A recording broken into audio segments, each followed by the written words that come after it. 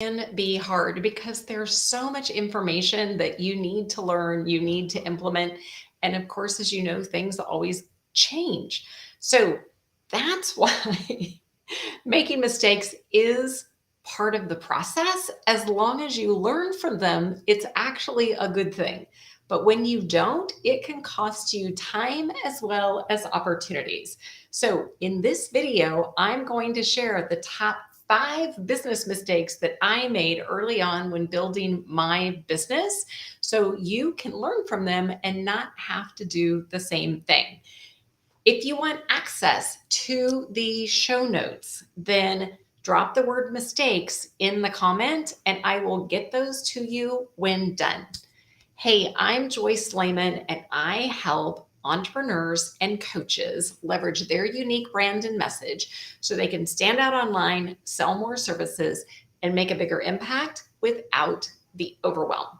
Now, when we talk about mistakes, and I have been very forthcoming in the mistakes that I've made when launching my business and growing my business over the years, but I have found that these 5 mistakes, every single client that has come to me has made at least 2, if not all 5 of them. So these don't just seem to be random, it's things that we all do. So as I said, either take notes, because if you sat on any of my lives, then you know I give you a lot of information in a short amount of time, or you can actually just drop the word mistake and I will get you those. Now, as we're going through this, if you get any nuggets, then please post nugget. And I will tell you, I love the fact that I get lots of DMs after the fact. I know not everybody can watch this live, so I have a lot of folks that show up after the fact.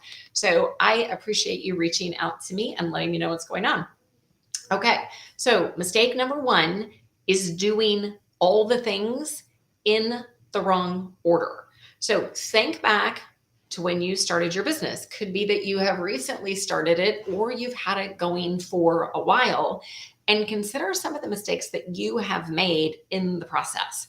Now, back in 2008, social media wasn't like it was now, and websites were necessary. In fact, I was launching my business. I'd been doing training and facilitation for another company within organizations and associations. And so I was launching my own business with the primary focus being keynote speaking and training. And with that, I knew I needed a website. I did not have a company name yet, so I had to get a logo created. Of course, at the time, business cards and going to an event were actually a thing. So, you had to have collateral materials to send to speaking organizations. So it was important to have all of these. Well, being a part of, or wanting to be a part of the National Speakers Association, I'd gone to an event. I heard an expert talk on creating a personal brand and getting connected with him, because at the time I wasn't quite sure what to do. So I was looking at what all the who says, the gurus in the industry, that who said this and who said that, and that's what you need to do. So early on, I made some huge mistakes because I spent way too much money doing all the things that I needed to when I needed to back up and simply find out who my target audience was, what their biggest pain points are, and what the solution I was providing. But in turn, I spent $13,000 on a website with a 2-camera video shoot. I spent over $1,000 with a graphic designer, and I picked out some gorgeous, paper for my business cards and collateral materials, and had folders, and everything was great. I thought I needed to trademark my name, which at the time was Mind by Design. And then I spent, along with spending money on the branding guy, then I also spent over $3,000 to get it trademarked, which that didn't work. Yes, you've got to have a business name. You really should have a logo or something to form that with. When you're online, you do need a website. However, you can function with very simple. You don't have to spend a lot of money doing all of that. But more importantly, as I said, you got to go back and figure out who your clients are, what their specific problem is, and what's the solution you're going to solve. Getting that clarity first before I did all the other things was a mistake, because I didn't have the messaging right. And I knew that after the fact because people weren't staying on my website. The content didn't make sense. The website was gorgeous. I was the video host on the site. I would literally come out and talk to you. It was the latest, greatest thing. But what I ran into is these experts were selling me their services without actually saying, hey, you're new, here are your fundamental places to start. Do these first before you invest in everything else. This is one of the reasons I am such a stickler about helping my clients get their foundation built without having to spend a fortune to do that. So think through to your business, because you don't have to have everything perfect to start, but you do need to start. You do need to have an online presence. You do need to have a place to drive followers to on social, as well as potential clients to, but you don't have to spend, as I said, a fortune to get there. So what I keep running into, though, is clients come to me and they either have a website that's under construction or they have a website that's already built. And the biggest thing, they don't have a key message. They don't have a clear message as to who they work with. Or when you go to social media channels, it's very difficult for somebody to see that. So your first action step from my mistake of doing all the things in the wrong order is go and look at your online brand presence. And if I don't know anything about you, can I tell from that, are you a specific expert that solves a specific problem for a specific type of client? It should literally be in the header on your website. It should be in your Instagram bios, your Facebook bios. So that is a key place to start. Otherwise, it can cost you time and opportunities like it did me. So don't go there. And if you're in that process that you need to build some things, but you're not sure what to go, I have an amazing list of low cost resources that you can build an amazing online presence on a budget and not break the bank. Okay.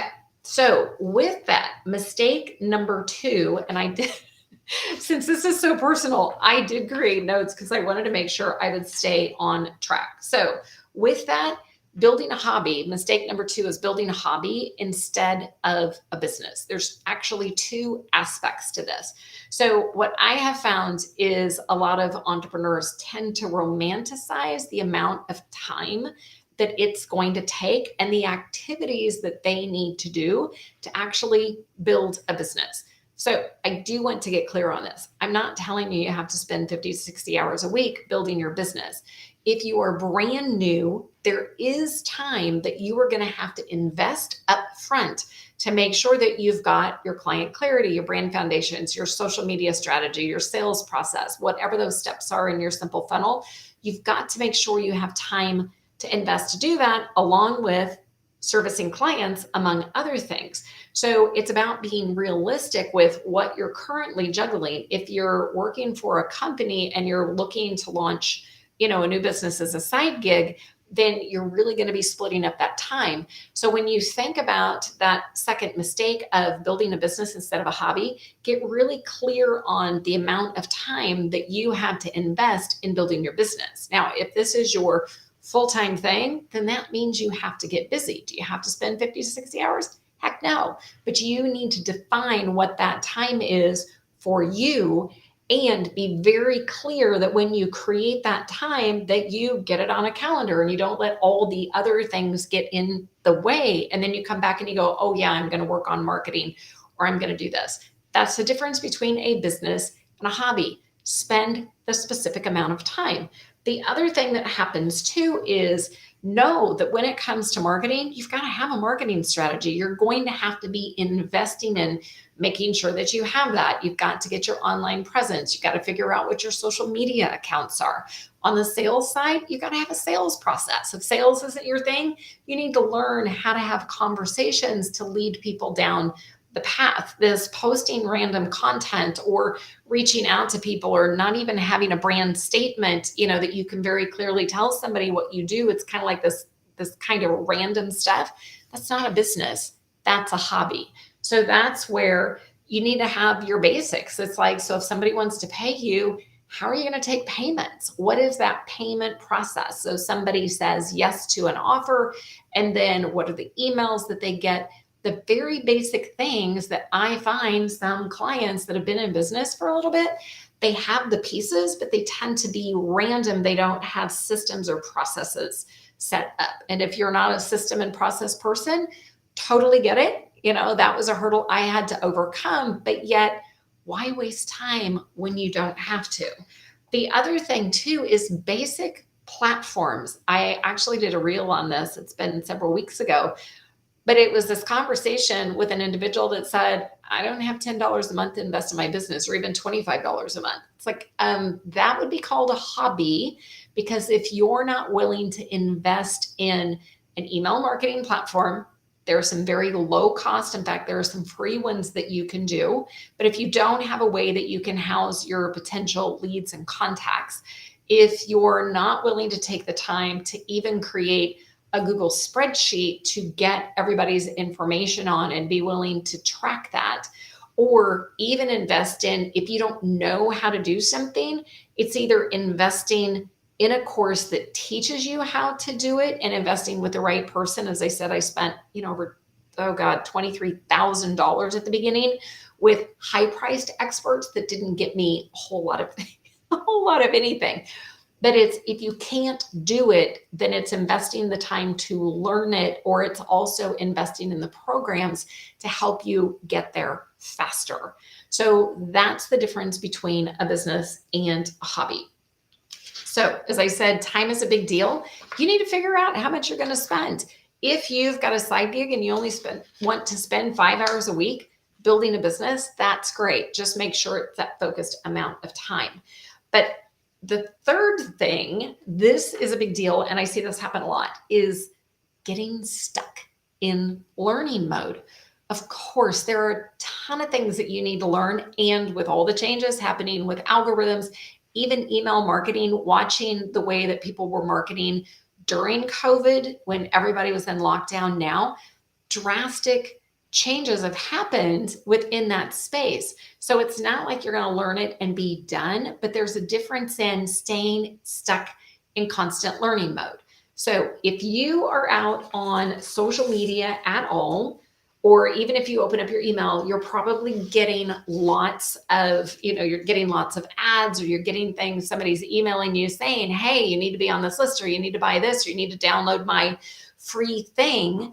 Well, you can download all the stuff in the world and you can have this whole pile, but unless you actually implement it, and more importantly, if it is not specific to making profit in your business or a specific growth goal, then you're wasting your time. The other thing that I see people fall flat on is they think that they need one more certification, or they have to use one more thing before they go coach clients. Guess what? I don't have any coaching certifications. I do have 25 years of varied business experience. This is everything from full commission sales. In fact, I have been a 1099 or full commission, I have not had a salary in over 25 years. I've had to go earn it. I've worked with companies. I've worked with CEOs. I do a lot now with small business owners and entrepreneurs and coaches. In fact, coaches are my niche because that's something that I've had to do all the things, but never once, even when Rockhurst, the executive MBA program at Rockhurst, brought me in to speak to their EMBA students, they didn't ask if I had a coaching certification. They saw my real world experience, and they also saw other clients who'd worked with me and said, she's the person for the job.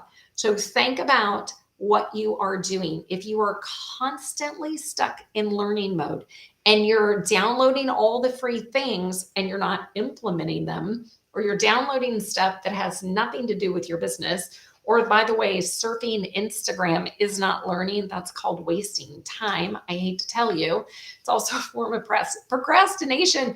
I get that. I've done it, but these are things that I want you to consider. So the secret is you don't need all of it. You need some of it, yes, but it's how you're going to put it into action for your business. So the two things that you need to find out is, or answer is, will doing this specifically help me grow?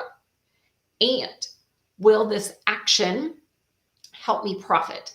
So if it doesn't help you grow, if it's not attached to a business growth goal, or if it doesn't help you profit, you don't need to be doing it right now. Like I said, it's a great way to have creative avoidance. Now, as I'm going through there, and there is quite a bit more information around this If you want the show notes to get more detail, then drop the word show notes and I will get them to you. But make sure that you're working on business actions and make sure that you're not procrastinating because something that you have to do in business is outside your comfort zone. And so that's an easy way to get stuck in learning mode when it isn't really what you need to be doing.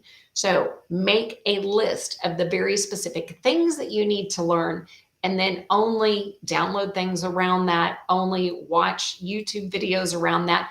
Maybe you haven't done Reels and you've heard me talk repeatedly that social media, their algorithms love live video or short form video content. Well, that's great.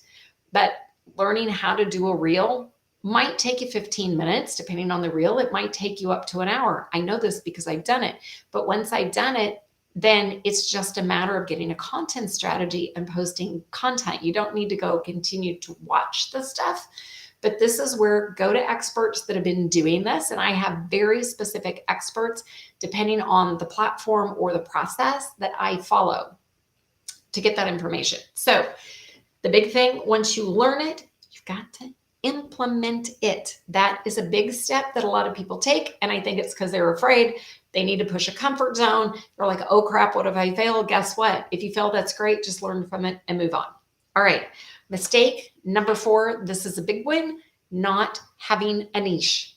Now, why do you want to have a niche? If you don't, you can't create the right messaging, whether it's social media content. You can't get your value statement done. You can't get your website built out. You can't really get your offer. You know, if you're going to set up an email series and you're trying to create an offer to target a specific audience, you have to have a niche to do that. Now, my mistake early on, I had been training for an organization, facilitating working within companies. I knew my brand. By the way, at the time, it was Mind by Design. Then I realized, guess what? JoyceLehman.com is a brand. Your name is your brand. But what I did is I was afraid to niche to say, I speak to women's groups about mindset. What I did was I had 3 different programs, very specific in the way of mindset. And then I went ahead and marketed to all of these different associations, but the topic was very, very, very focused. So with that, then we need to do the same thing, right, in developing your niche.